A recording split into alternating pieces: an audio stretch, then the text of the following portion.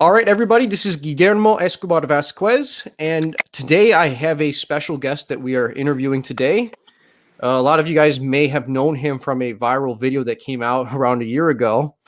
And why don't you introduce yourself for the audience here?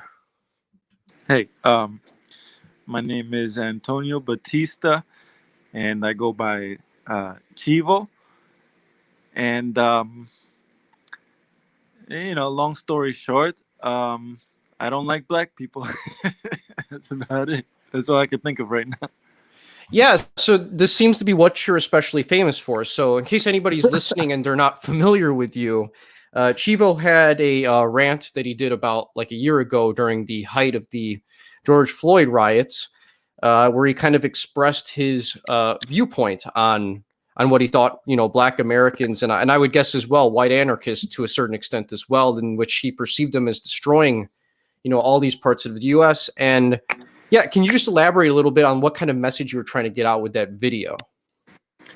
The message was actually directed at the Hispanic community, and they painted it as though I was talking to blacks, and the overwhelming majority of the responses came from blacks and what I call the blacks bitches.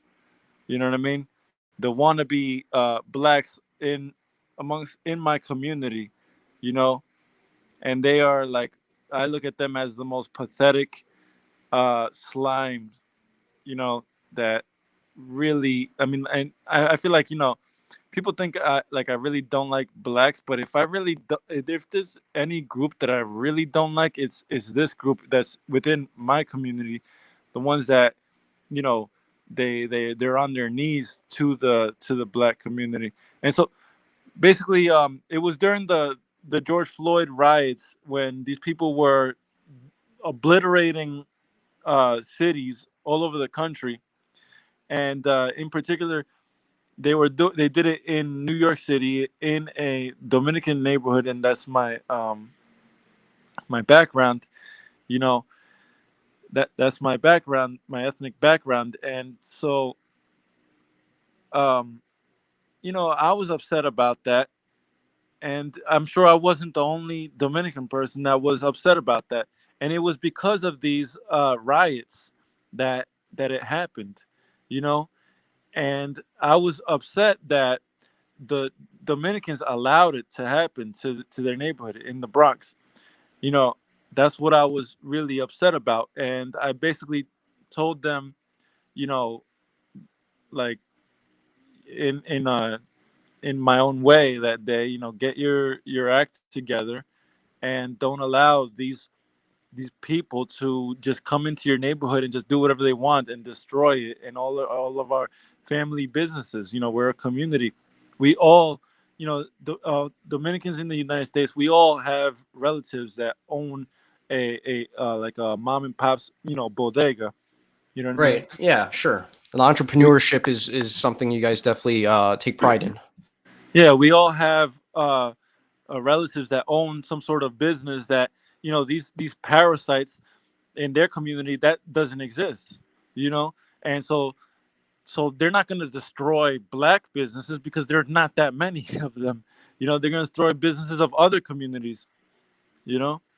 Right. So I just want to add a disclaimer for the audience here in case there's, new people listening, which I presume there will be. I for the most part actually disagree with Chivo on a lot of things here, but my point of this stream is not going to be to like engage in like a sort of like back and forth debate. I'm trying to do an interview in which I am portraying a realistic picture of how, Chivo views the world, why he's come to these conclusions, and why he believes that his people, and Hispanics in general, not just Dominicans, need to go forward from here. So with that being said, though, I kind of wanted to ask you something regarding like the BLM riots. Um, I do think, and this is just my personal opinion here. I mean, what do you think would, if someone like me were to tell you, like, obviously, nobody's a fan of like BLM protesters destroying their neighborhood. I totally get that. But I think in a lot of parts of, the United States, these protesters were predominantly like white anarchists. Yes, there were definitely, Black Americans that were in the mix of this all, but for the most part, most of these highly coordinated, like, damages that were being done in these most recent riots were whites. What do you think about these white people that are doing this sort of stuff and encouraging Black Americans to do this? Because fundamentally, I don't really view Black Americans as being the ones in charge in this scenario. I think when they engage in this sort of behavior, like they're taking orders from, radical liberals that tend to be white. So what would you say in response to that? Well, there was a pretty large amount of white rioters and looters and anarchists, you know, and I think that's something pretty new. The rioting and looting thing is not really new to the Black community, but I would not say that they were the predominant. These whites were. I wouldn't say they were the predominant majority of the people. I think they probably were the ones that were behind burning down that precinct in Minneapolis, was, and they were probably capable of doing a lot more damage than the blacks were. But but I think there was a really good amount of blacks, and like I think there was quite a bit of blacks, but yeah. Either way, though, I mean these white liberals, anarchists, they're also the enemy and a large part of the problem as well. You know.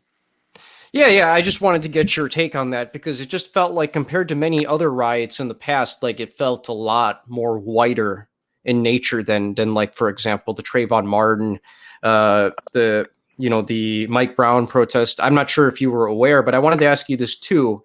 There was a time period where I used to consider myself to be very racist. I don't consider that to be myself anymore, but I would say this: whenever I started out with, kind of going down a similar road as you, that it was, the Trayvon Martin and Michael Brown riots that really got me on that path of highly disliking Black Americans. I wanted to ask you, is that sort of the similar time in which you started developing like these feelings of like racial consciousness, where you viewed yourself as something, completely alien to Black Americans, or was this something that was steaming up before then? Like when were the first moments, that you can recall, in which you started to realize in your head that you viewed yourself not as Black, if you ever did, and then now you're just like, these people are a completely different group, and I need to differentiate myself from them as much as humanly possible? It's hard. It's kind of hard to pinpoint it. I always saw myself as different from blacks.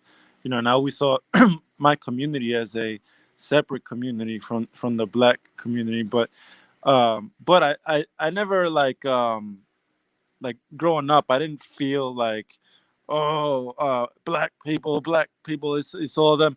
But I feel like today, in today's day and age, it's pretty difficult to really go about it. I mean, in the United States, it's pretty difficult.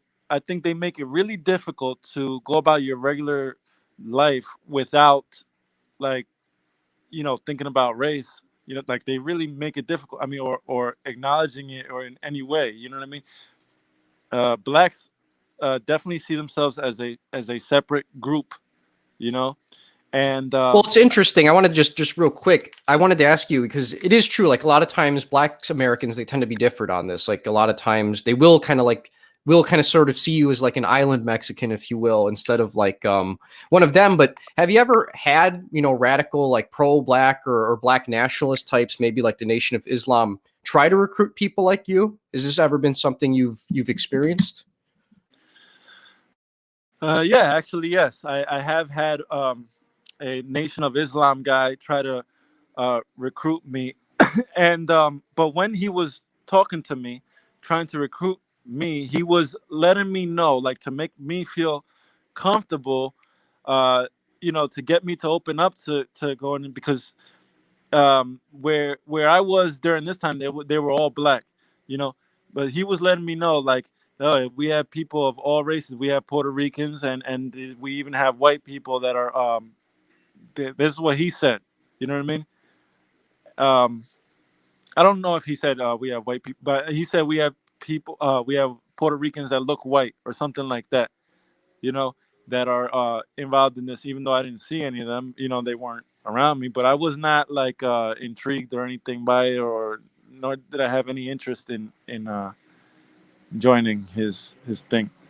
Sure, and that makes sense. I was just curious because I've noticed, generally speaking, that in my opinion, I think there are a lot of parallels that can be found between if you look at white nationalism and contrast it with black nationalism. I think these Yeah. two movements are much more similar than both want to agree. And I've noticed, especially with more recent times, I've seen both white and black nationalists attempting to recruit more and more mixed race Hispanics. Um, and that just wasn't like a thing 10 or 20 years ago. Like, like if you were to go Well, back several decades, like Nick Fuentes would not have been considered like a white guy. He would have been someone to keep away from this sort of movement, but now he's someone they'll allow. But I'm just kind of curious on your thoughts on that. well, I do see some things that are, I guess you could say, but it's more like things that they could agree on, that they would agree on. You know what I mean? I think they both agree on the fact that these two races are different, and that they don't want to be together. You know, and and also like when I hear certain things that like these, like, I guess you call them black supremacists, say certain things, not everything they say. In fact, most of the stuff they say, I think sounds like garbage. But I see it as something that is in line with my beliefs. Just, you know, for example, um, I don't know how to put this. You know, I guess I'll just be more blunt. I'll just be pretty blunt when I say this. Is that um, blacks, you know, they are kind of like in a natural sense, naturally, they are kind of like at the bottom. You know, they're at the So, bottom. so you believe in a racial hierarchy, or am I getting that right? I mean, there are things that blacks are better at than whites, I would guess. You know what I mean? Sure, sure. But my guess is, and you correct me if I'm wrong, my guess is you kind of view blacks in a way in that the things that in which you believe that they excel at are not things that are helpful to civilization for maintaining what you would consider to be like a first world country. Would that be a fair way to characterize your view on that?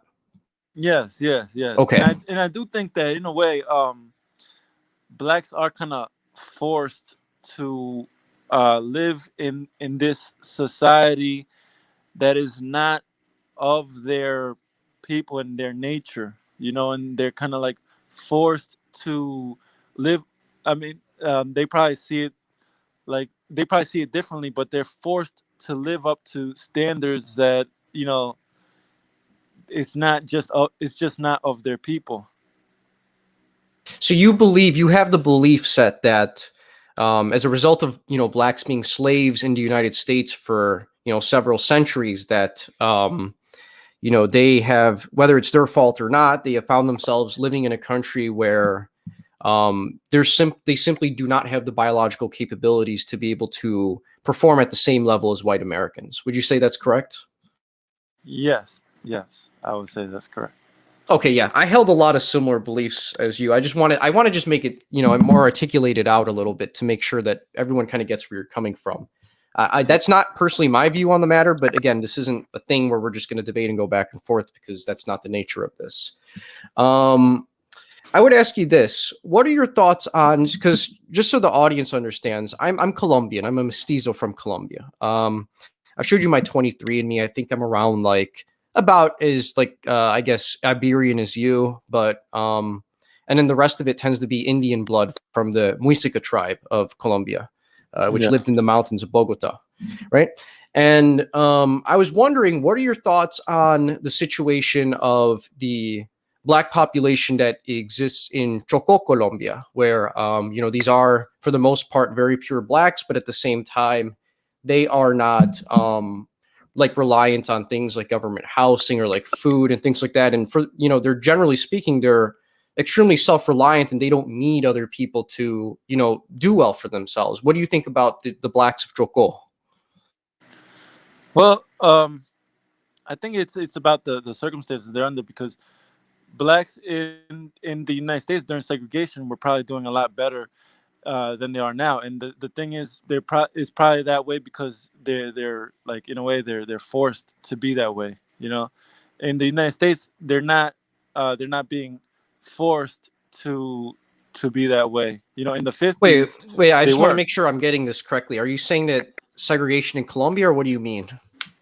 Well, I don't know anything about these people that you're talking about. Because Sure. I'm I not. mean, I just wanted to correct you real quick. Like, there's no like institutionalized sort of like segregation in Colombia, just so the audience understands. No, I've had family that's done work in Choco. I just want to, just for the audience real quick, I well, just wanted to make it clear that how do I put it? Like, generally speaking, like the Choco people, if they do want to go to other parts of Colombia, they kind of just go and then like, they mix with another person and their kids are just normal mestizos. Sorry for cutting you off, but I just wanted to make that clear.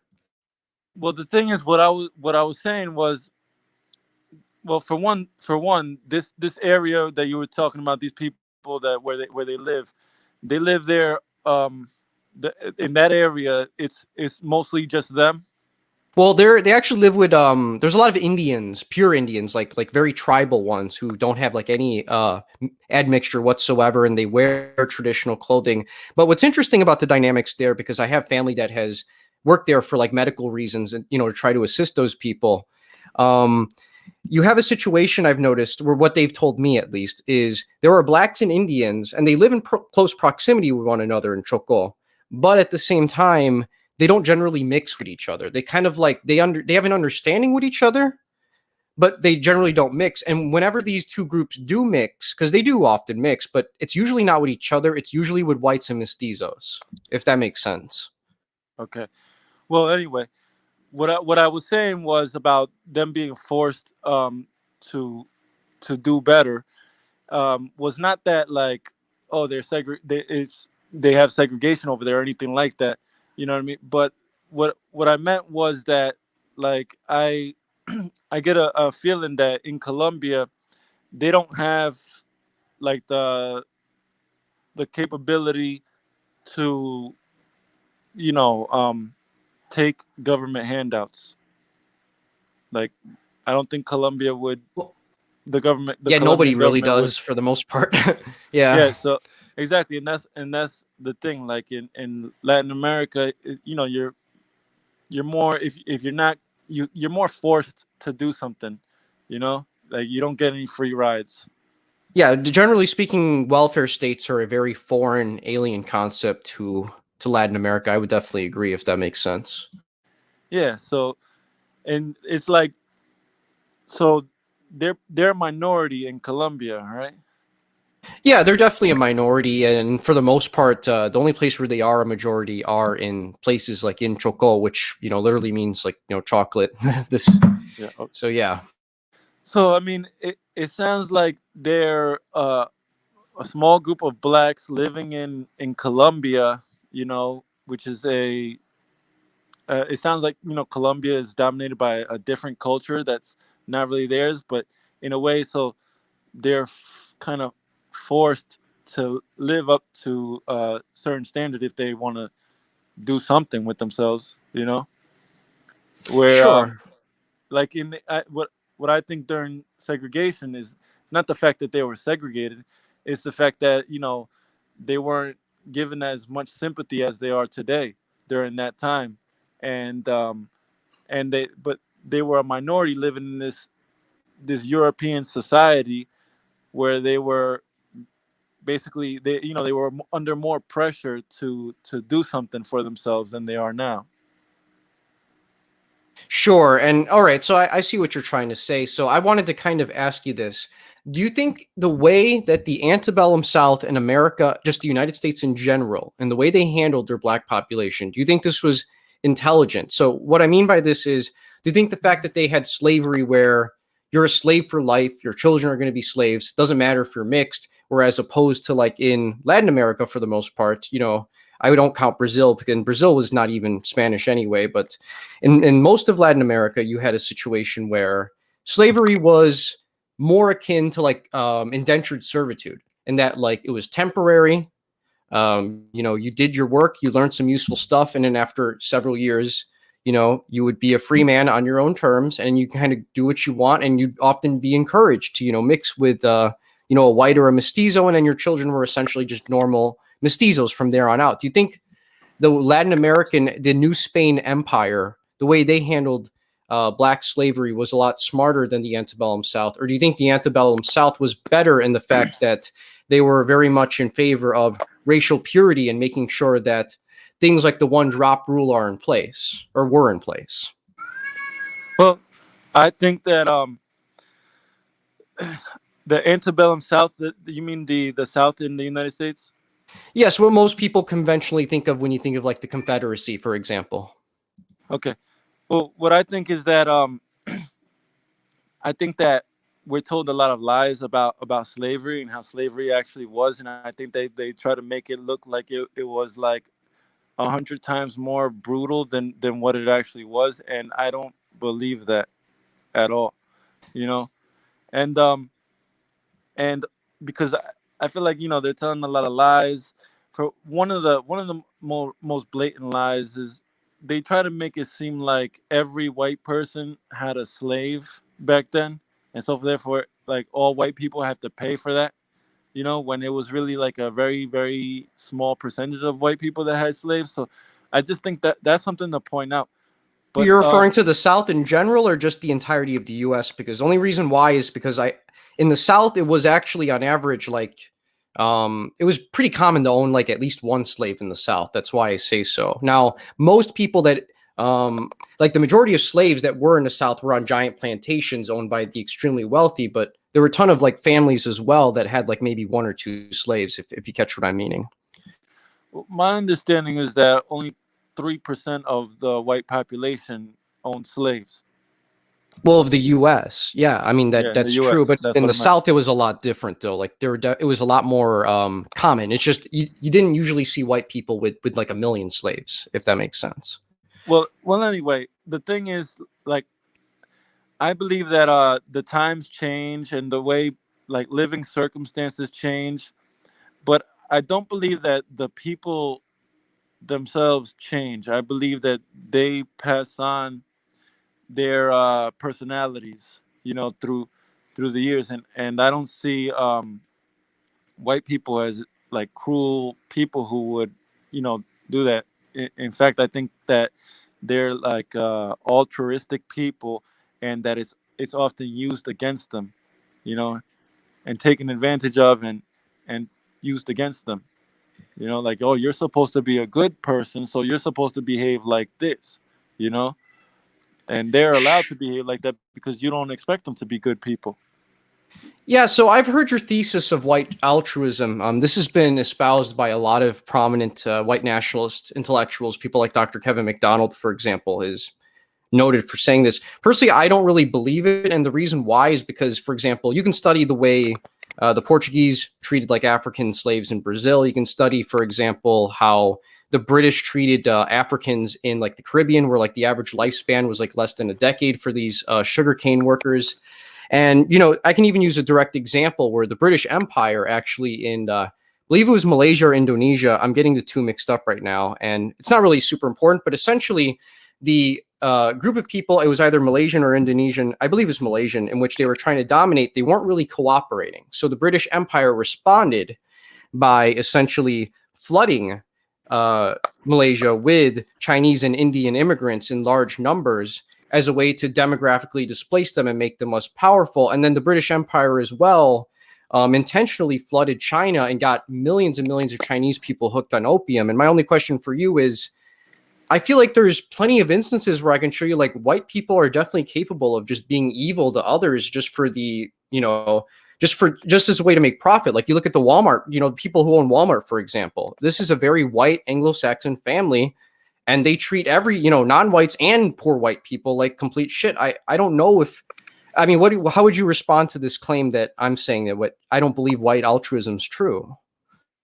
Well, I wouldn't. I don't think that anybody that is a white nationalist believes that every single white person is a good white person and that there aren't bad white people, you know.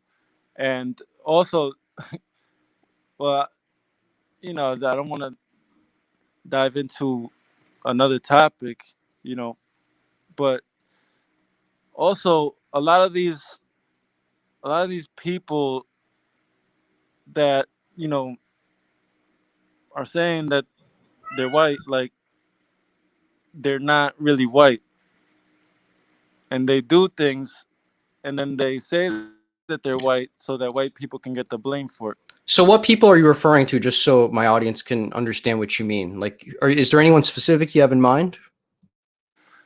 Anyone specific? Yeah, any group of people that you claim, says they're white, but they're not. Um, yeah, I mean, Jews.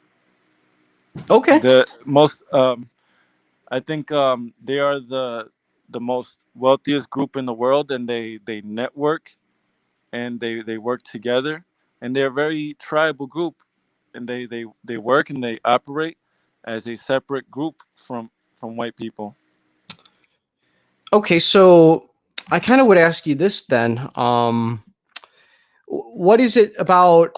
I'm assuming you're referring to Ashkenazi Jews that come originally from Europe. Why would you say these people aren't white if they tend to look very white? And if you do like a DNA test on many of these people, they come out very, very much like genetically European, to the point where even when Adolf Hitler of Germany wanted to separate Germans from Jews, he had to utilize a star program, because just looking with the eye you couldn't tell. So how would you elaborate on that?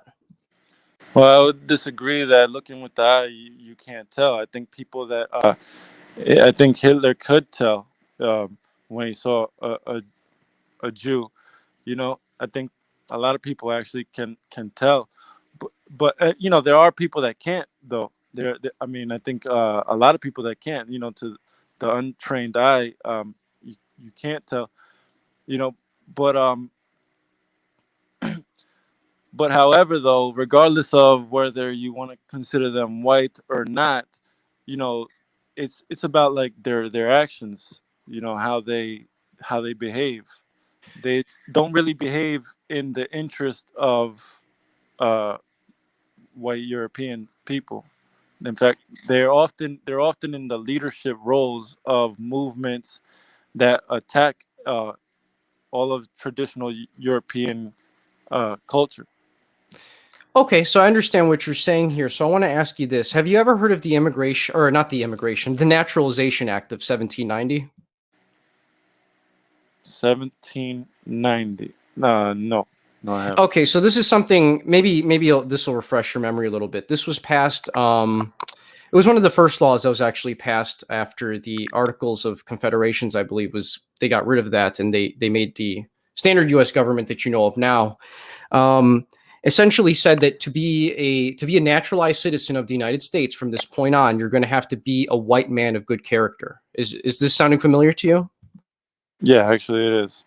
Okay, so my question is, if Jews are these people that are not considered to be white, why were these people allowed to be naturalized as citizens in 1790 by the US government? And not even just Ashkenazi Jews, but Sephardic Jews from places like Morocco as well, who oftentimes played a dominant role in the Atlantic slave trade and in the US colonies.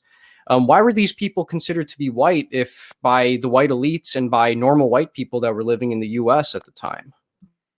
Well, the majority of people typically uh, don't know about these things. They do a good job at hiding themselves. It's through their evolution of living the way they live. That I mean, I'm sure because you seem to be very well versed in these topics, that they have. I'm like, I'm not an expert. I just know what I want. You know, I know what I want for the future of my family and my people and my community. But I'm sure they've been kicked out of 109 countries, and it wasn't like um, for no reason, or just or it was like and it was more of like a slow build up of noticing things, people noticing things. No. I know what you mean in that regards. I mean, yeah, they've been expelled from many countries. I mean, the Spanish Empire outlawed Judaism and, made it illegal. And most of them fled to places like the Ottoman Empire, to Holland, London, etc. Some stayed and became conversos as well. And now the descendants of these Jews are just normal mestizos. But I mean, this kind of like goes back to the original question that I asked, like probably around like 10 minutes ago, which is like, to me, it seems like the Spanish Empire had a much more intelligent way about, absorbing people that tended to be like Black Africans or like, Jewish people. And that, there was a vast project of miscegenation. And I'm just Uh, saying that personally, I think that was better than just, not doing so and instead acting like Jews, because Jews were okay. from the very beginning of US society, they were allowed to be accepted by everyone else, and they did very well, and Jews were actually viewed as being better whites than, like Irishmen or Slavs whenever the US started out. Okay, well, I don't think that that's actually true. That they didn't. I don't think they ever actually did a good job at blending these people in. I don't think that the blacks in Latin America blended in very well, to be quite honest with you. Well, my thing is though is like there's barely any blacks in Latin America, and the reason for that is because they've mixed to the point where they just call themselves mulatto or mestizo now. That's my point. The fact that there's so few speaks to the fact that New Spain, created a society that incorporated these people fully and on a racial level as well into one mestizo race. Okay, well, so you're saying that this what you thought that this was smarter and better. Precisely, yeah. In terms of having, Okay. like Uh, millions and what? tens of millions of Black Americans that are just resentful and despise the elites now. Yeah, I definitely prefer that and would take what's going on in Colombia, racial dynamically But speaking, but over but this. well, these issues. Hold on. Um, well, for one, I think that the United States was in a much better position during in the 50s during segregation. Before there were all these problems. And another thing is that Jews also they often like to brag about their roles in the civil rights movements, and to the point where a lot of them say um, that the civil rights movement is a Jewish movement. It was a Jewish movement, and they say it themselves until you point it out, and then you're a conspiracy theorist. Of course, that's how they do things.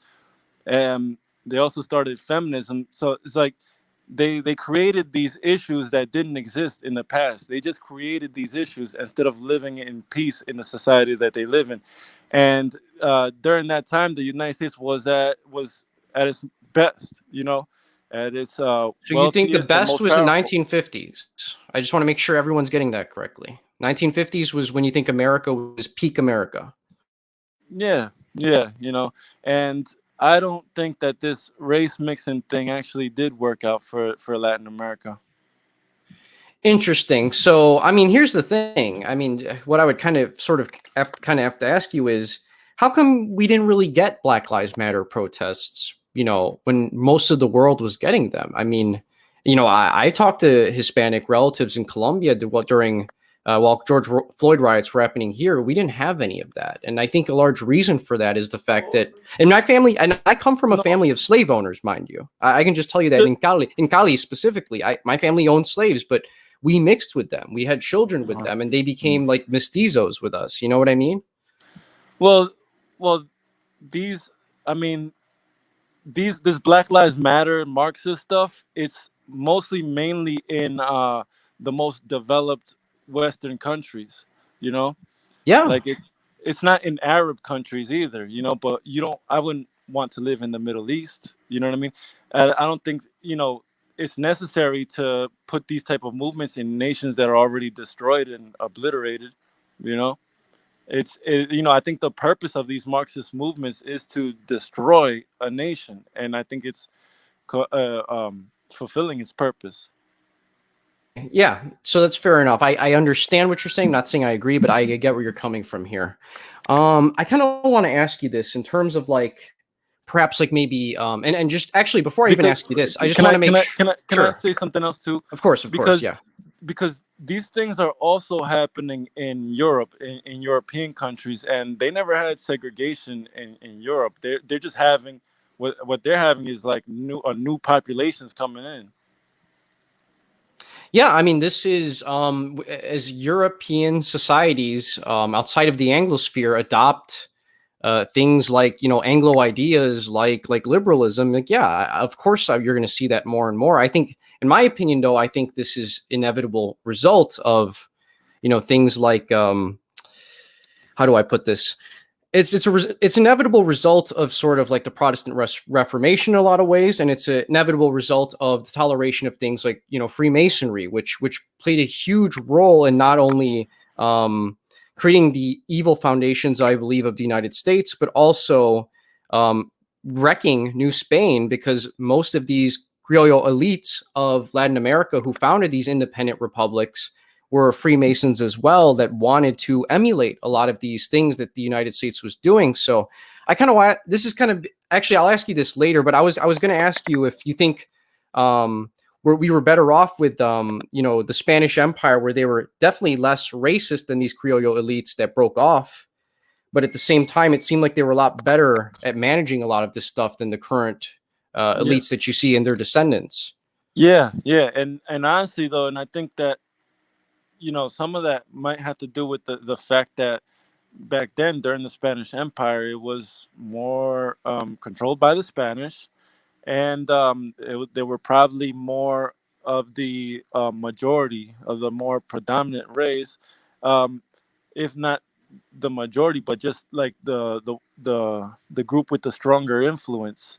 You know, like their culture and way of life was sought out as what was desirable to be.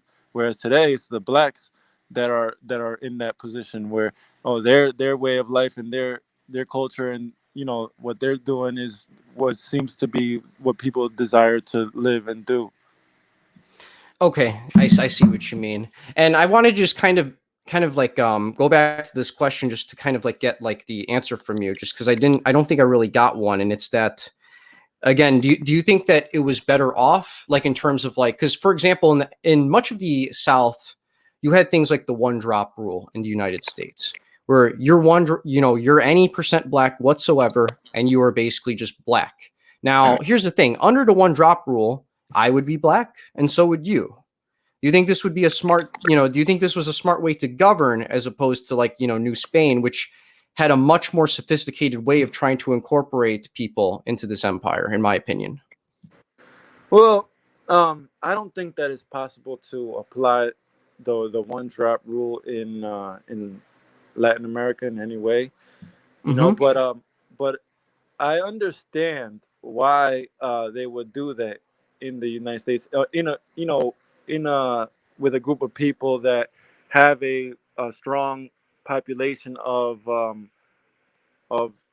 their race and their people. You know, I understand why they would do that and not want to mix with blacks and not accept anybody that's mixed with blacks. You Well, I know, mean, it's, the thing I is look at that it as they mixed with the blacks, though. I mean, because most Black Americans that you see are not like pure African. Like you put a normal black guy in America next to like someone from Nigeria, you yeah, obviously see yeah, the difference.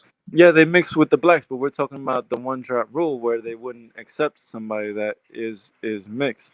You know, But I'm it's kind saying of that like I silly, understand. like Louis Farrakhan, for example. If like you look at him, he's the Nation of the Leader of Islam. That guy would just be considered. He wouldn't be black in Colombia. Like he would just be like a mestizo. That's kind of just how people would view him. And you know, I think I when think that's a stretch. I think you're reaching on that one. I don't think he looks like a mestizo in any way, shape, or form. all right, we can agree to disagree. That's not a big deal. But you understand my point, though, right? How you know, because you ended up with a lot of weird situations in the antebellum South where someone you know, came out looking, because of the interbred with slaves for so many generations. You would get people even like octoroons, for example, or quadroons, people who are quarter or 1/8 black, but were the rest usually Northwestern European, usually Scots Irish, I believe, ancestry, or German. And you would end up with these slaves who were born slaves, black slaves, but like they phenotypically look like any normal white person. And to me, that just does not make sense why you would try to run a society like that, where you can end up with a scenario where someone that looks like they're completely white is a But black you see, slave. But you see, so this is where I would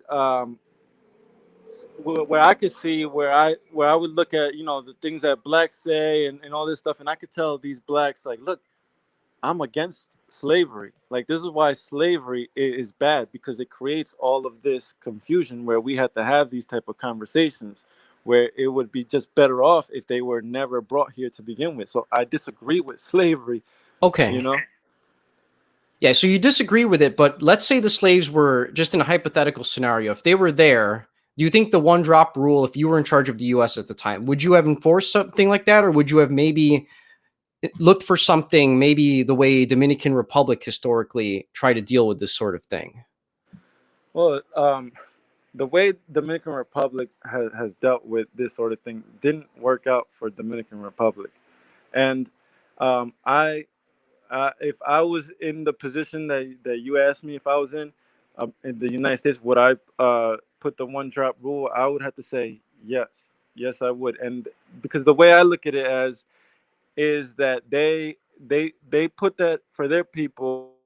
And I'm not saying that that's something that I would do in Dominican Republic right now, because I don't think that would just wouldn't work the way the population is, Yeah, you it's know. too mixed. But yeah, but but if I was them during that time, I would, because the I look at it as the way they're thinking is that they're protecting their population and their people, and they're the next generation of their people.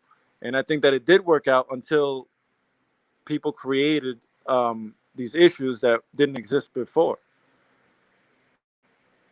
Sure, but they set up a situation for this to occur in the first place. It's kind of like, Yeah, they ultimately allowed all of this to happen in the first place. And I think it's yeah, the by inevitable bringing them. Yeah, conclusion of liberalism, if you ask me. Like, well, this, America was a yeah, country no, founded on I liberalism. I agree. This was started. They unfortunately they brought the slaves over, and they shouldn't have. That is something that just shouldn't have happened. You Okay, know. sure. And then just now here, I'm not sure how much time I'm going to have, so I'm going to kind of like try to ask a few more things that I'm kind of interested in, if you don't mind. So I noticed you were kind of criticizing the current U.S. welfare state, and that's fine. I don't believe in capitalism with a welfare state either. I think it's a horrible ideology and thing to practice in basically every country that it's been tried. I think it makes people decadent. But would you say that you view yourself more as like a free market capitalist in terms of like your actual ideology? Would you say you're more like a third positionist, or what about like a fourth positionist? Where do you kind of lean ideologically, and who kind of influenced you in terms of how you lean ideologically, in terms of like how the government should be ran? Um, I believe in I'm for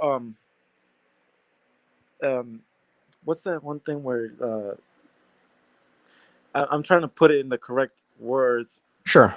One of the I think one of the things that is important is the thing about private property. That everybody should have a right to private property. You know, Yeah, and yeah, sure. Yeah, you think everyone should have a right to have like a home, maybe a business if they want, things like that. Am I fairly yeah, characterizing this? yeah, and I know I'm not like a capitalist, not really. Maybe I was at one point, but not so much anymore, because I see how capitalism causes damage. You have these corporations in the United States that they just like do whatever they want, and they can get away with whatever they want, and it's because they make money, and it's Yeah. all for money, and then they could take advantage of Profits whoever. above all else. Yeah. See, that's my problem with America fundamentally. And the moment it was founded as a Freemasonic shopping mall. Like, that's what it was. Liberalism and this idea of, free market capitalism, it wasn't just something that was just added in at some point to America. This was baked into the cake, by the liberal founding fathers that made this thing. And this is kind of why I really dislike America and I really hate it personally. I want to see it destroyed because it's been a force of evil and has done nothing but export evil and capitalism all over the world. So, just curious here, who would you say, generally ideologically, who has kind of like influenced you in the way you kind of like want in which you push for economics, like in like the DR, for example? Like, what sort of, like, would you say you're like a third positionist? Like, you're kind of like into fascism, National Socialism? What are you kind of into? What is the vision that you have for your people in the DR and for Hispanics in general, in terms of like economics and self-sufficiency? My vision is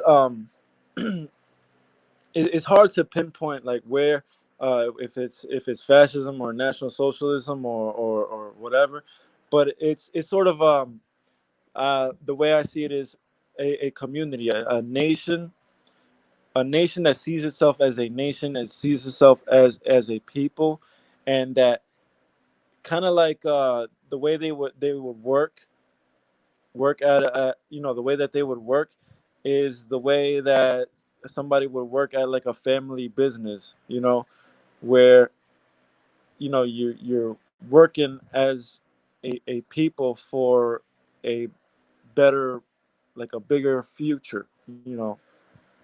Sure. So let me ask you this. Are there, like, would you say maybe like Benito Mussolini or Adolf Hitler or some sort of leader like that who is very nationalist? Would you say these are the sorts of people that you look up to and believe that, the Dominican Republic desperately needs?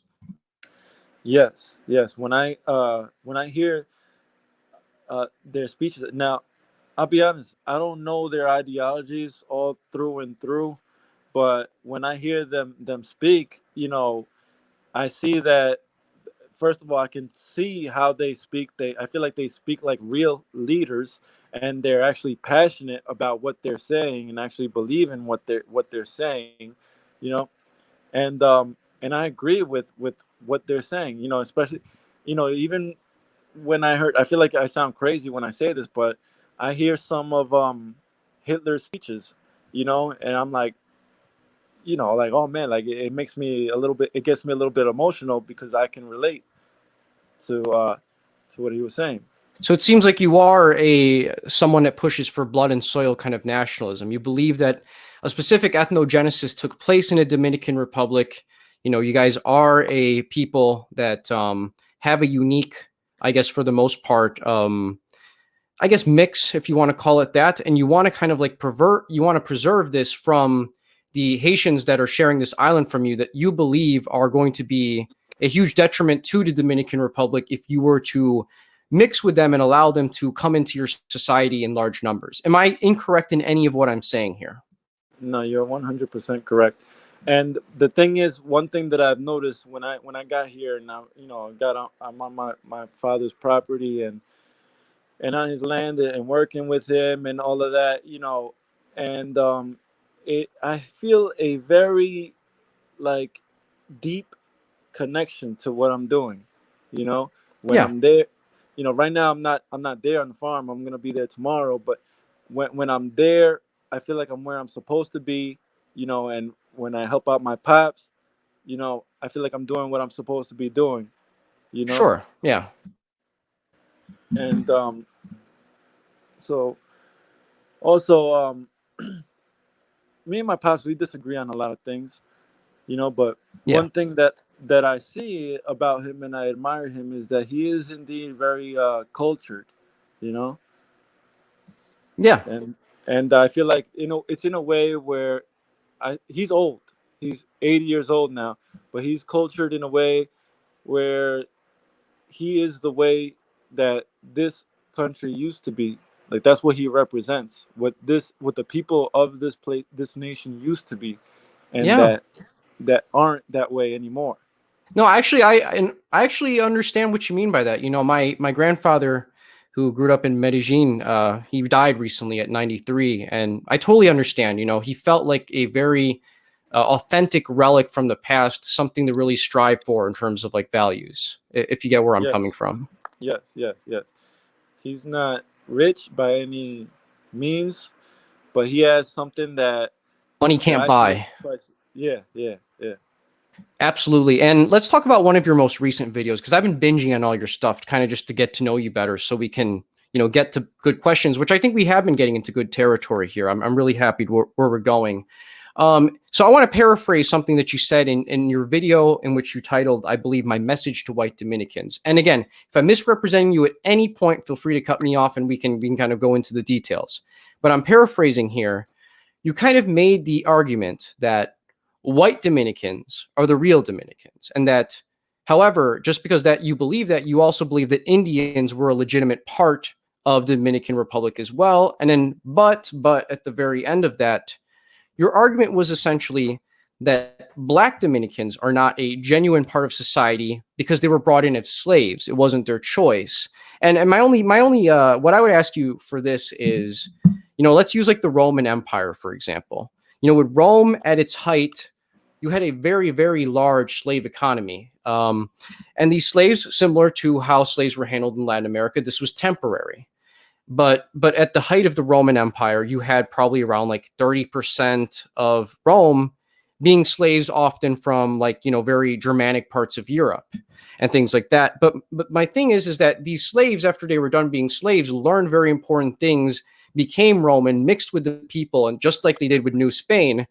And my question is, how does this make them not a genuine part of society if these black slaves that were brought into the Dominican Republic, were actually, it was only temporary, and these people mixed with the Spaniards and became a new race fundamentally that was fully incorporated into this island and into the empire in general? Well, there's a lot of reasons for that. Uh, One, honestly, the one of the main reasons is that because first of all, the Spanish, when they came here with their slaves, they brought a small amount of slaves, you know.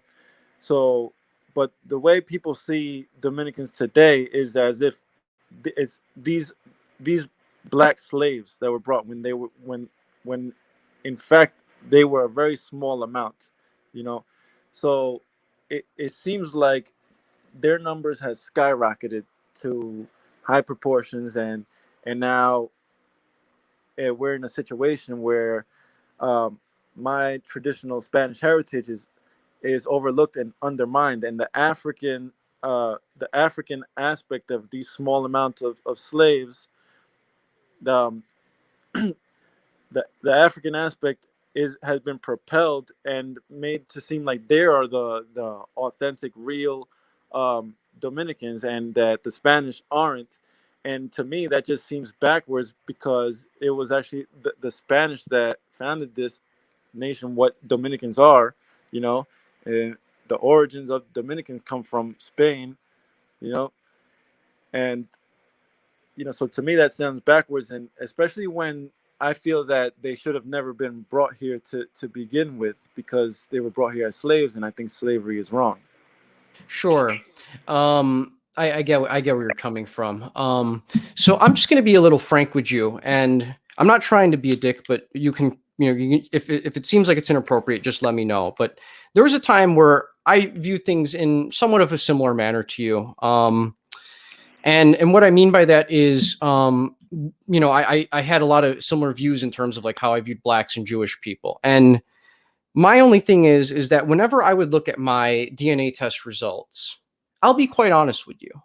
My non-Spanish side was a source of shame for me. It was something I disliked, and I honestly wished that all of my DNA was just straight from Spain, and I think I would have been happier that way. Those were my thoughts at the time, and I want to ask you this: do you fundamentally feel this way? Do you feel like the non-European ancestry that you possess in your blood, is this something that you just something that you deal with and you wish you didn't have it? Or are you proud of, all of the European, African, and Indian blood that exists in you, and you wouldn't have it any other way? No, I don't really see it in either of those ways that you're talking about. I don't uh I'm fine with who I am, what I am, but the truth of the matter is that somebody that is 70% European, you take somebody that's 70% European, and then you take somebody that's 70% African, they're gonna look very different, and they're gonna be very different, and think differently, and behave differently, because they are different, you know. And the thing is, so I've always seen myself as as that, as a Spanish person, always my entire life. You know what I mean? I never really saw myself as Sure. anything else. You know, and I've always been, and I've never in my life, in reality, in the real world, you know, to be honest, I've never been really told, "Oh, I'm anything other than white" by anybody. You know? Okay, I understand. So you're fine with the way your DNA is. You wouldn't change any of it. You wouldn't make yourself 100% Spanish if or Portuguese or whatever it is that you majority are if you had the opportunity to. Yeah, no, I'm fine with it. I'm just I don't really look at the non European side and think much of it like, oh, well, I'm that too. You know, I think that would be kind of like egotistical in a way, because it's like, oh, I have to love myself so much. You know what I mean? Well, I mean, But to be it's not fair, just like, about me though. well, to be fair though, I mean, like, let's look at myself as an example here. I know most of my family comes from Andalusia, and from the Basque region. Uh, and I also know that a quarter of me comes from the Muisca tribe. And I've done a lot of research on all three of these groups, and I think it would be wrong to only emphasize my Spanish side. Like I'm very much happy, that my Indian ancestors were considered to be one of the most advanced Indians out of all of the New World. And honestly, I wouldn't be 100% white if I could choose white Spanish. Like I'm happy with what I am, and I think it's given me a unique life that I wouldn't have had otherwise if I weren't a mestizo. And here's something I would kind of want to know as well. So this kind of like goes back to an earlier topic here, in which we were kind of talking about Jews a little bit, and I was wondering. So you say that like Jews have really they're not white, and then I noticed on another stream that you were doing, I think like a year ago on Zero Schizo's channel, you were with Dominican Renaissance, who seems like a really nice guy, and you were with him, and you guys were talking about Rafa Trujillo, the dictator that you guys have had since the 1930s, and I believe he got assassinated around the 1970s. I want to say I could be completely wrong. I'm kind of dumb, but the point Well, is Trujillo had a situation where when the Jews were being persecuted in Europe by the Germans, he brought in Jews from Europe in very large numbers because he viewed them as white people and he wanted to mix them with the Dominican population. And my question is, do you think this was a good thing that he did in terms of bringing, Jews that are genetically European into Europe to mix with Dominicans to make them look whiter, or do you think this was a mistake? I think this was a mistake, and I say it quite often. But before I said that, I should have said that I also do think though that Rafael Trujillo, he was the greatest president that this country ever had, and I think like without him today there would be no Dominican Republic. And the issue is that I feel like what has been known, the way Dominicans were traditionally, is almost completely gone. You know, but and and I think he was a assassin. And I personally believe, and to me, it's pretty obvious and it's pretty clear that it's almost as if he was assassinated for that purpose, like because he was such a great leader. You know, because of that, people that saw that as a threat to their people probably took him out. And ever since then, I mean, Balaguer was also a good president, but not in the same way, I guess.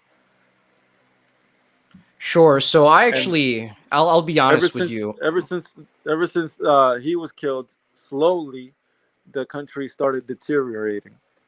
Sure. So let me say this. First off, I would say that yeah, a strongman leader like Trujillo was probably not the worst thing in the world for you guys, but at the same time, just personally for me, from my perspective, I personally highly dislike him, and the reason why is the way he was being used by America in order to try and start shit constantly with Fidel Castro's Cuba, which I think was trying to resist the evils of the American empire at the time. And I wanted to ask you, like, what do you think of, how, like, how do you view things like the Cuban Revolution and Fidel Castro, in the Caribbean and how they interacted with you guys? Do you think that these were a bad influence on the rest of the Caribbean, or do you think Fidel Castro and like Che Guevara, these were people who were good because they were helping all of these Latin American countries try to break apart from American influence and to form a more like united Latin American sphere, if you will?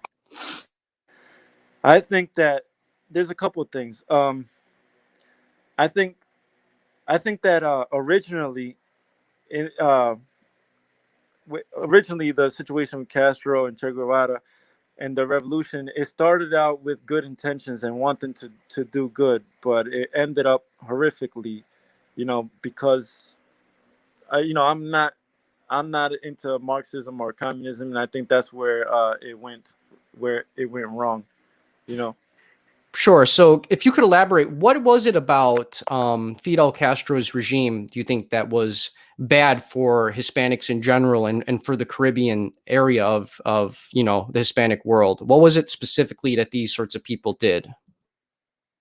Well, uh, I don't know specifically, but what it seems like is that it was it was a he became like a big burden to the wealthier class, you know, of his Yeah. country. And I'm not against wealthy people. In fact, I think like our nations need wealthy people, you know, and but not to the extent of what the United States is. What I admire about him is his bravado and going against like you said, the United States. That's very admirable, and I think that they Okay. wanted to do good things.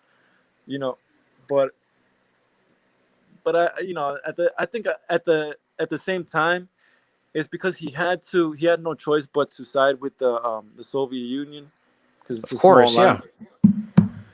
and to me, what I think about communism is what I know happened in the USSR. You know, Right.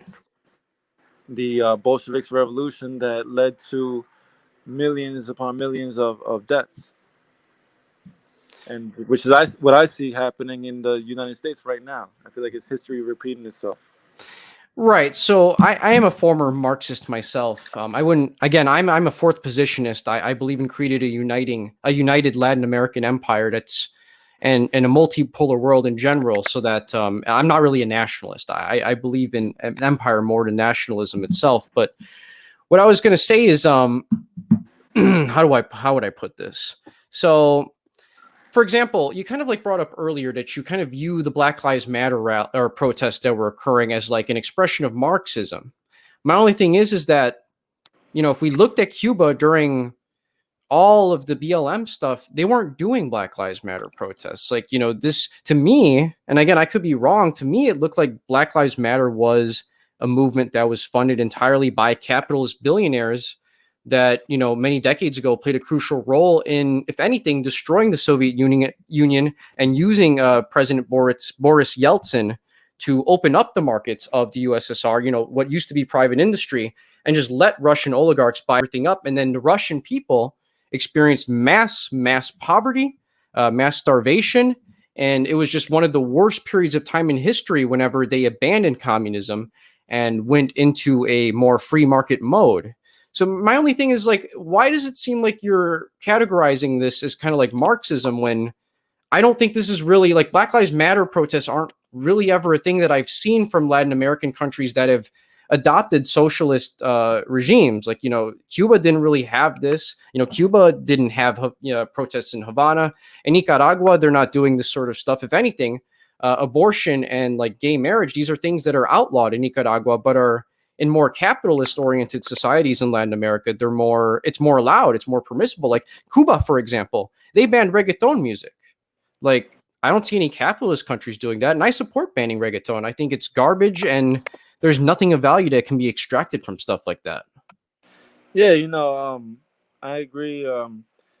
I've been hearing a lot of good things about Cuba, for example, like you just said, they banned reggaeton, and I wish that they did that here, you know. And what was I going to say? The Black Lives Matter movement. Do you see it as a Marxist movement? No, not at all. It seems very capitalist oriented. There's been billions of dollars by super rich Americans all poured in. Yeah, yeah. But the thing is, I think it is a like an elite. It's funded by these elite, wealthy people, very wealthy people. But I don't think that they're doing it for the interest of black people. You know, No, of course not. No, absolutely not. I agree. Sure. and I think that they're doing it for their own interest, and I think it's always the same people, and I think that these people they use capitalism and they use communism to their favor. But I Right, do but believe. like, let me give you an example. Let me read you this quote by Che Guevara on the topic of like homosexuality, which I assume homosexuality is not something you're particularly a fan of. He said here, the homosexuals are contrarians to the ideal of a new man. They are sexual perverts. Work frees one because work will make men out of them. So essentially, Che Guevara, after the Cuban Revolution, with Fidel Castro's help, created labor camps for homosexuals. They believed that hard work would make them get out of this sort of lifestyle that they believed was a perversion of upper class society. So my question is, how do you interpret these socially liberal things as being communist when most communist countries actually were not tolerant of these sorts of values at all? You know, with things like black riots and homosexuality, they were much more on the path of like trying to make people all get along, if you will. Well, I am a bit sympathetic towards, like I said, what I heard about Che Guevara. Because I mean, I've heard about what you just told me. I've heard about it in the past. Like they're not the type of Marxists or socialists of today. I think even during the Soviet Union, they weren't supporting gays or anything like that. You know, I think they're Well, back then, Stalin like but outlawed it. I think that yeah, I think the idea is the way they go about it is that they um they put the population against each other. Like in those cases, it would be a class struggle. In the United States right now, currently, it's like with homosexuals and blacks and anybody that's not white against white people. Okay, I see where you're coming from. Not saying I agree, but I see what you're coming from. Now, let me ask you real quick. Do you think actually I would ask you this because this is something I kind of want to get like an insider's viewpoint from someone that actually lives in the Dominican Republic, right? So why is Rafael Trujillo, why is he so disliked by the average everyday Dominican who does dislike him? Like what are some of the standard reasons that you get from people who say that they really despise him? Well, there's a couple of reasons, but the thing is, the truth of the matter is, I think that they try to make it seem like he's actually more hated than what he actually is. There's actually more Dominicans that sympathize with him than people tend to think. But Sure, the yeah. thing is, there are quite a bit that do are that way. And the truth of the matter is the reason why that is because of the propaganda, brainwashing, I guess you could say, where they just paint the guy as a horrible person, And the main thing that they always say to me, typically that the main thing that they always say to me is that oh, he would just take your wife if he wanted to, and they make it seem like he was like just raping and violating women left and right, and I think that is the like just the propaganda that they used against him, you know. So I want to make sure I'm hearing this right. I mean, I feel like I can't be getting the whole thing here. Like I doubt if you talk to a random Dominican that dislikes Trujillo, like he's not saying like I dislike this regime that existed for decades because every once in a while he'd rape a woman. Like clearly they had more. Well, they would Clearly they would always give you talk about more reasons. What were some of these they reasons that they would give they you? they would bring up things that, like, during Trujillo you would have to do this. If you didn't do this, then Sure, you like would go get in into that. trouble. Like give me an example. Like what were some of these things you'd have to do? I just want to get really specific so we can But understand why people hate him.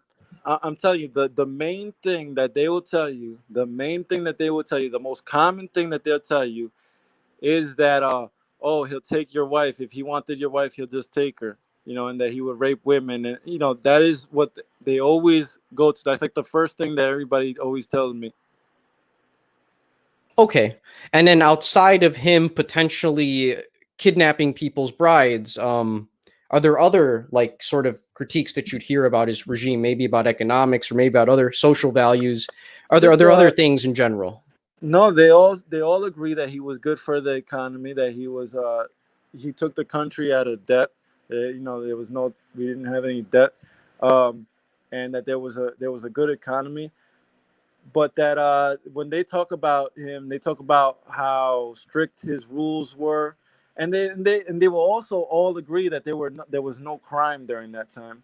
There was no crime. People were cultured and No, all of yeah, that. dictatorships are very, very tough on crime. Like a lot of people don't know this, but like, and again, this is why I don't like to. A lot of people view like communism as like gun control, but like when Fidel Castro took over Cuba, him and Che Guevara actually gave rifles to the people and encouraged them to form militias to kill bandits, to kill criminals. I actually think that's a very good thing, having a very powerful military dictatorship or something along those lines, and encouraging the citizens to also assist with being vigilantes against people that are a general menace to society. Do you get what I mean? Yeah, yeah, yeah. I think one of the things that he did was he gave the peasants shotguns to defend themselves from you know it, Haitians. Dominicans often find themselves having to defend themselves from Haitians. I'm not saying that they don't have Is to it defend more in the themselves. border places where these sort of skirmishes occur? Yeah, I believe so. Yeah, but not today. Today it's Not today. I'm basically talking all. about back then. No, no. I assume they're all over the Dominican Yeah, Republic today.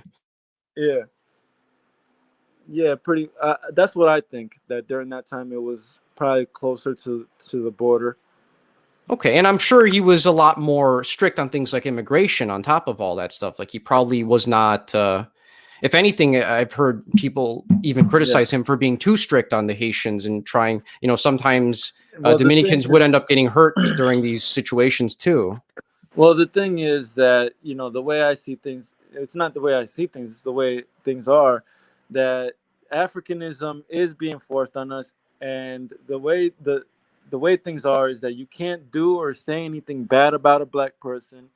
And this does come from the United States, that you can't say or do anything bad about a black person. So they're forcing this on us. We're not allowed to. Like they're forcing the Haitians on us, and so the way they look at Trujillo, I don't think he was actually that strict, but the way, because they have this mindset where, oh, you can't say or do anything bad to a black person. How dare you say that word to the black person? That's the worst thing that you could possibly do.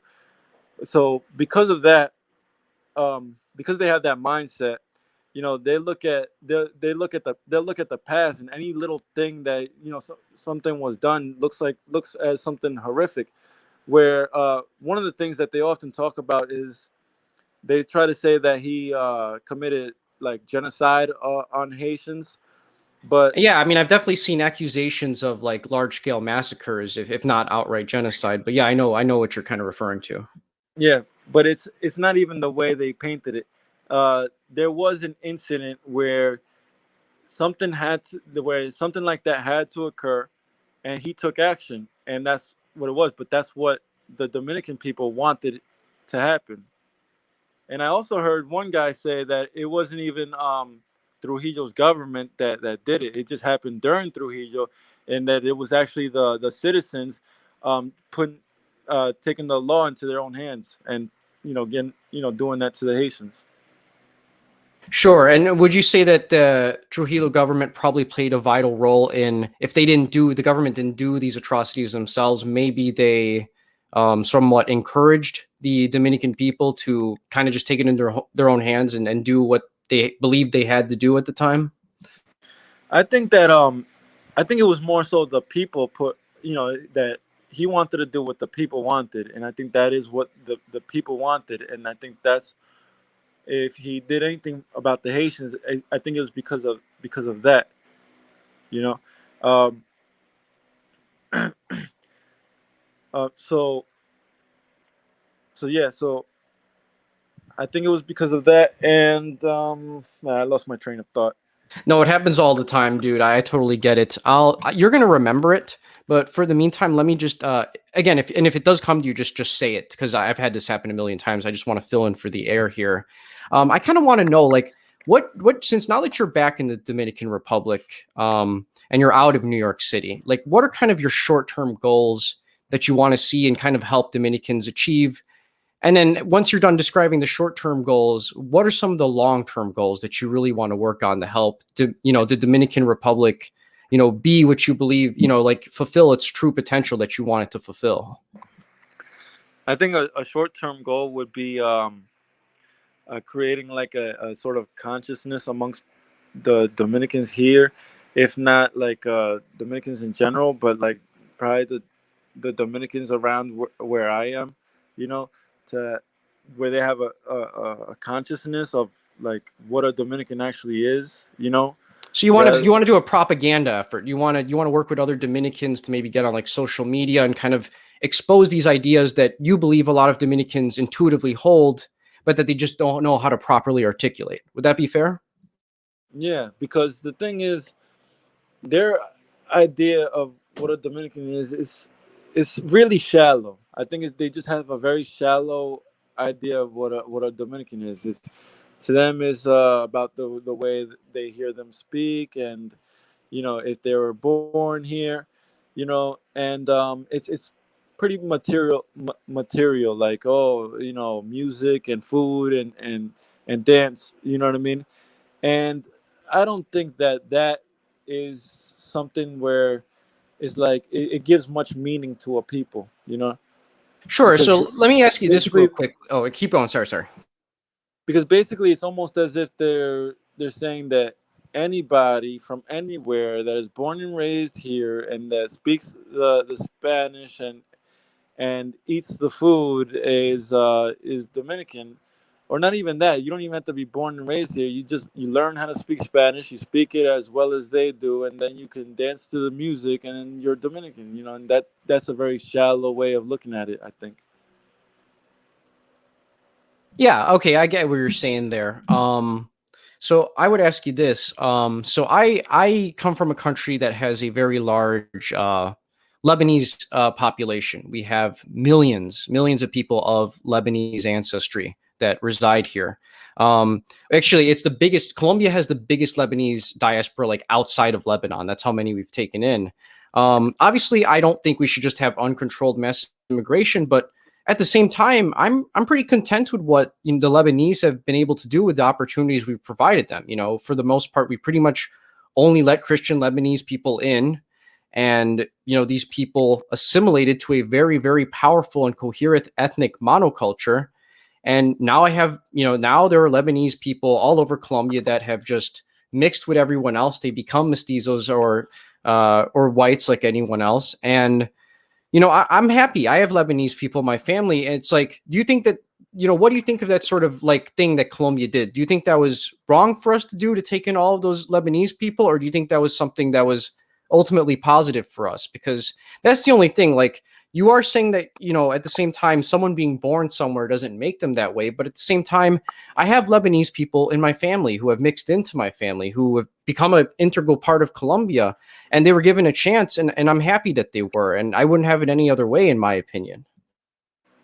Well, I think it's interesting you say that because I was talking about something like this earlier today about the president of this country, the current president right now, because he is Lebanese, and he identifies as Lebanese, and like I think it was during the election before he was elected president, while he was running for president, he stood in front of a in a room, and it's on video. He stood in a room full of Lebanese people and spoke about how his parents were Lebanese and how proud of his Lebanese ancestry he was, And I'm like, you see, now someone like me though, this isn't something that appeals to me because it's like, okay, let's just say, for the hell of it, for the sake of it, I'm someone that was born and raised here, right?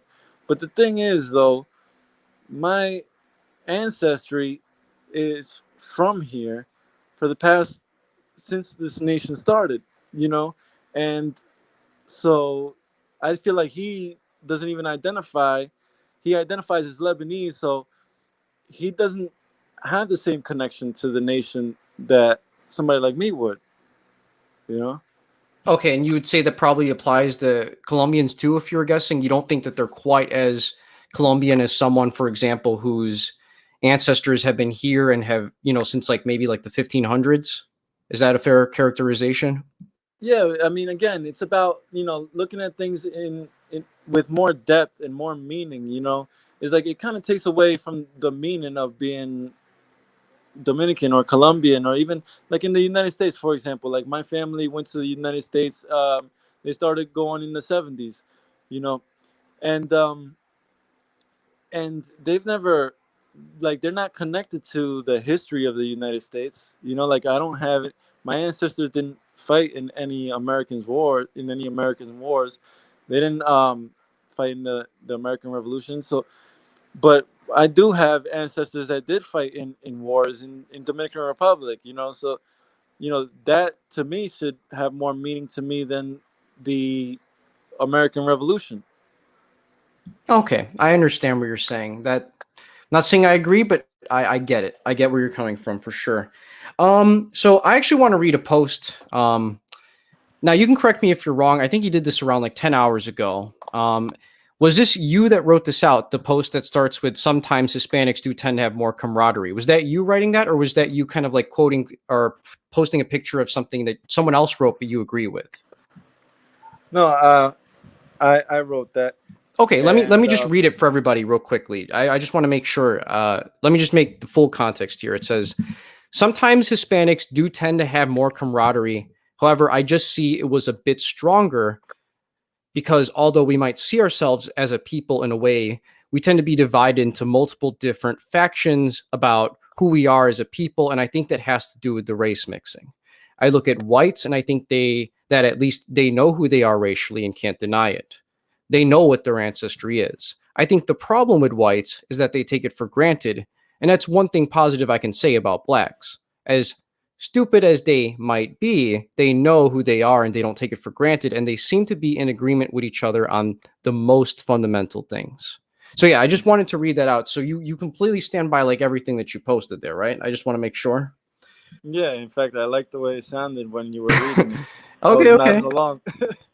Okay, that's fair enough. The only thing I kind of like wanted to ask you about that is I don't think this is accurate. And what I mean by it, and with all due respect, is I don't think white and black Americans have a genuine sense of who they are. I think, if anything, the contrary is really true, that these are very confused people, that white and black are very confusing identities, and that, these are social constructs that have been radically changing over time. Like, we have,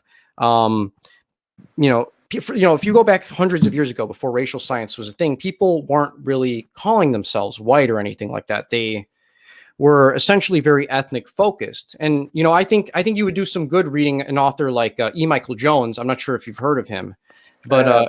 yeah, he calls himself biracial because he's half German and he's half Irish. Che Guevara actually did something very similar to this, where he's half Spanish, half Basque, but still says he's mestizo. But You my know, point, I was yeah, actually, I remember a little while back, I was looking forward to this debate. He was supposed to debate Jared Taylor, and I like both of them. You know what I mean? And I really wanted to see that. I really wanted to see how they would turn out, how it would turn out, but it never happened because of COVID, I guess. yeah, yeah. I don't know why they wouldn't be able to just do a Zoom call if it's with COVID, but sure, yeah. I get that you'd want to watch that. These are big personalities. My point is that, these whites and blacks in America, to me, it just looks like they're very confused. To me, it seems like, there's a million people asking, even among themselves, who really is white? Who are the best whites? Can a racial hierarchy be made? And then you have, for example, like the black immigrants or, African immigrants, people from places like Nigeria, Ghana, Ethiopia, even from like North Africa as well. They come into the US, and European immigrants are pressured with this sort of thing too, in which European and African immigrants are they kind of come into the US, and they're, by the societal forces that exist that we can't really see, but we know that they're kind of encouraged over time to start identifying either as white or as black. And I think this creates a lot of genuine ethnic confusion for these people who come from places where they just don't operate on that level. Like, person from Greece has a very powerful ethnic identity, and a lot of these Greek people, especially in Greece, they don't want to just come to America, lose their language, lose their religion, and then move to a suburb and just become generic white people. And then with the converse of that, you have African immigrants that come to the U.S. and Caribbeans as well, including Dominicans as well. I'm not saying you're African, but my point is that these are people who would be counted as black under the one drop rule that has always existed in the United States. And they're pressured to identify as black by the forces that exist as well. And I think when you abandon your roots and you say, I'm not Greek, I'm white, or I'm not Nigerian, I'm black. I think this makes it a lot easier for the Judeo-Masonic system that exists to really divide you, to make you feel to make you deracinated over the course of time. And it's like, what do we gain from trying to become white or black? That's kind of what I'm asking you. Well, there's a lot to go over there, but I think I don't think that blacks actually are very confused about what's black. I think some of them they want to bring others into their group. I think that confuses people. But I don't know about white people honestly, but another thing is that I think what's been causing a lot of confusion has also been a lot of this immigration that's been going into the country from all over the world. I think this would cause a lot of confusion, and I think this immigration thing is purposely it's like the system is purposely designed that way for these people to have to immigrate into the United States, and I think that's kind of wrong, you know. And a lot of these people they choose to go to the United States, but at the same, they because of the way things are set up, they they choose to go to the United States, and I mean these people they must not really care that much about their heritage back home if they do go there and they just kind of like lose it, you know. Okay, I think I think I get where you're going with there.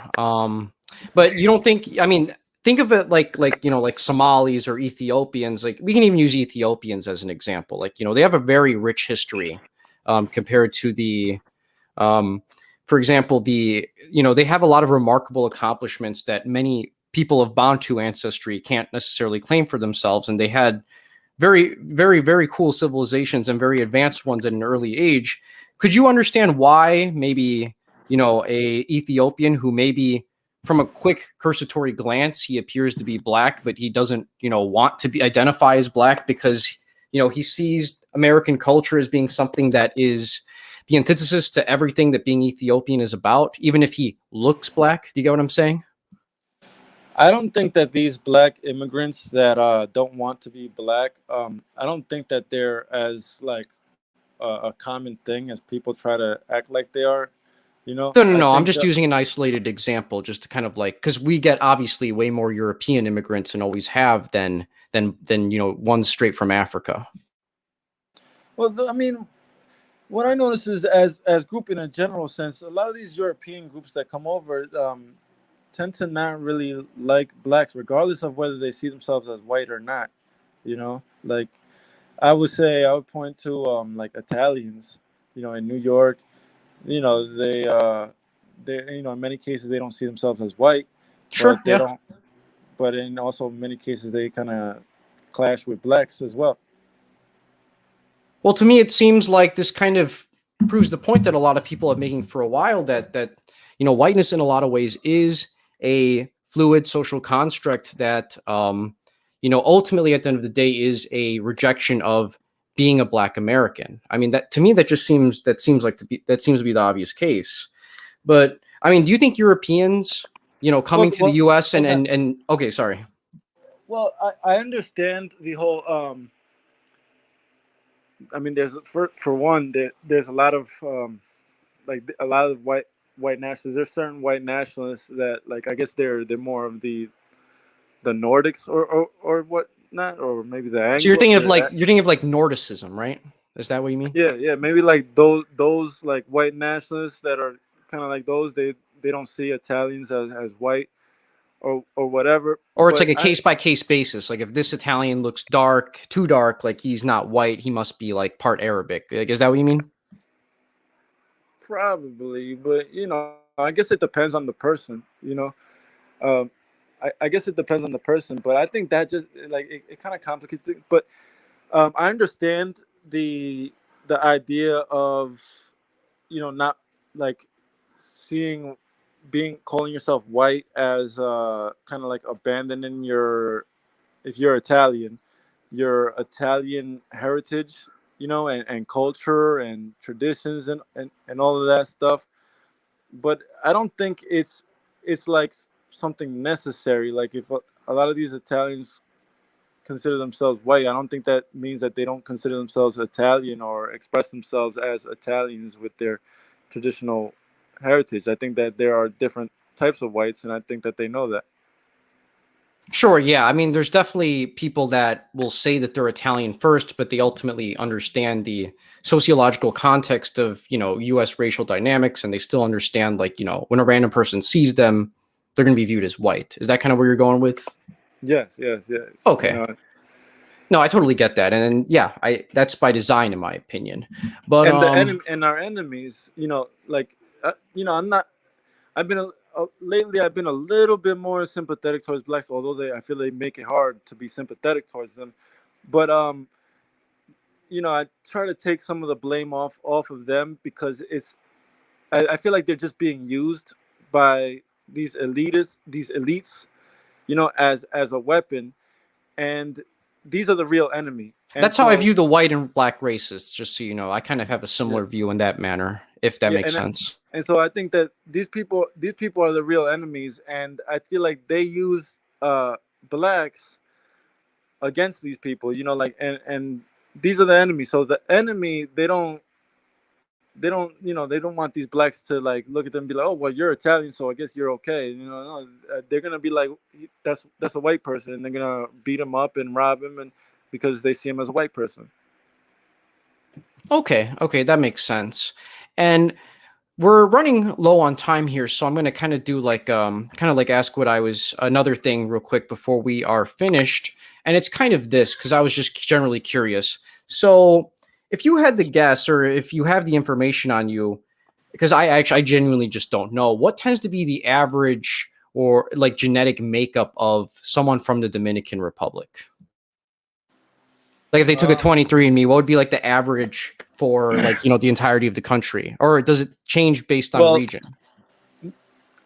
I mean, it does change based on region, but there has been quite a bit of Dominican DNA tests on the internet. They're kind of old though, uh, but and there's been quite a few of them, and I've seen so many of them, and all of them are pretty similar to each other, and Yeah, what kind of results are they? just about all of them were like they were predominantly European descended. I mean, So give me like an they example. Give me like a random, like I what would would kind of say be one? randomly on average, from what I saw, and there's quite a few of them out there. Randomly on average, it's about 60% European, and then and about 15 to 20% Native American, and then sometimes about like 20 to 30% African. Okay. And okay, so that's good. And what I was going to ask is, do you like that this is the way the current average mix up is, or do you believe that there needs to be both, there needs to be a sort of racialized eugenic program in the Dominican Republic that is going to over time select for people who are, for example, of more European ancestry to have more kids and people of like more African ancestry in Dominican Republic to have less kids? Like, do you kind of wish to widen society over time, or do you like how it currently is and you don't really want to change it? The thing is, we need to establish who we are, and the thing is, like, there are a lot of people, like, if the Dominicans here, if they're whiter, they see it like, oh, we're Spanish, you know what I mean, like, and they see the Dominican history that way, like, oh, We're Spanish. Anybody that tells you otherwise is lying or just doesn't know. They see themselves as like Spanish, people, and then the way they see the history is they see themselves as part of the Spaniards that came here and they made what is Dominican. But then another issue is if they're more black, they see it another way, like, oh, you're not Dominican unless you're black. You know what I mean? And I see this as an issue. Like this is how they see it. The thing is that they don't talk about it very often, but this is what I've been seeing. If they're more black, they see Dominican history and all that like as a black thing. This idea that they're looking at themselves as, oh, we're just all mixed, one people. You know what I mean? I don't think it's real. I think the the ones that are more European descended, they identify themselves as Spanish, and I saw this. And back when I wasn't even conscious about this stuff or in any way, but a while ago, Spain won the World Cup, you know, Yeah, I remember. and I noticed that the Hispanics from Latin America that were more on the European leaning, they were referring to Spain during that time as the La Madre Patria, the motherland. Sure, yeah. I mean, I would consider in a lot of ways. I would say Spain's more my fatherland, but yeah, I totally understand the sentiment for sure. Yeah, yeah, that's a sentiment I have actually. Well, But if you're in charge of the Dominican Republic, would you try and push for a sort of racial program that's going to widen the population over time? Though is kind of like what I want to know. Is that an ideal that you think uh, Dominicans should strive I mean, for? I've spoken about this, what I wanted in my videos, and it not really, not like that. The way I would look at it is I would encourage immigration from other Hispanic nations in Latin America and Spain and the Iberian Peninsula or Southern Europe in general. I would just encourage immigration from these nations into Dominican Republic, and also um, just kind of put in that sort of pride in your heritage as a Spanish person, because we're being attacked by uh, anti-Southern European descended Dominican narratives, and they're pushing pro-blackness on us, you know, and I see this as a threat to these people, Now, So do you find it sad at all that the people who make up the Criollo elites of your society overwhelmingly tend to cooperate the most with the white looking Dominicans? They cooperate the most in terms of like, because these people have a lot of power in, Mhm. trying to Americanize your country. Like, what do you think of those Criollos that are working with America to do this sort of thing and to liberalize your country? Yeah, I agree. That is kind of sad. You know what I mean? But and they do that because they're not like the regular average person that has to live with the results. Okay. So yeah, I think that's basically pretty much all I really wanted to know. I think this was a very good conversation. I think when a lot of people try talking to you, they kind of get very emotional and they don't want to try to take in what you're saying, and it's like it kind of like hinders the conversation, if you will. I obviously I don't agree with you on probably a giant portion of things, probably most things in general, but I enjoyed getting to know you though, Chivo, and yeah, I think we'll end the stream right here.